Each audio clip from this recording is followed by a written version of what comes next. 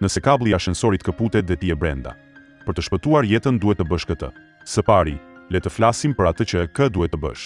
Ndonjëherë ashensorët ndërtohen me materiale të lira.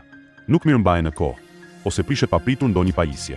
Për këtë arsye, kabli mund të kaputet dhe ashensori fillon të bjerë. Në një ashensor që po bie, mos mendo kurrë se do kërcesh në momentin e fundit për të shpëtuar. Kjo është pothuajse e pamundur, sepse ashensori po bie me shpejtësi të madhe, dhe ti mund të bësh vetëm një kërcim shumë të vogël. Madje, ka shumë gjasa ta bësh kërcimin në momentin e gabuar. Edhe nëse, me shumë fat, e qëllon momentin perfekt, koka jote do të përplaset në tavanin e ashensorit dhe mund të lëndohesh rënd. Nëse thjesht qëndron në këmbë ose përpiqesh të ulesh, kockat do të thyhen patjetër. Çfarë duhet të bësh për të shpëtuar jetën? Së pari, mbroje kokën me një çantë ose me duar.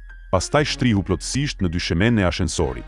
Duke vepruar kështu, mund të mos pësosh asnjë dëmtim serioz dhe të dalësh nga ashensori si mbret. Nëse të pëlqejnë video të tilla, qëndro i lidhur dhe ndiq faqen.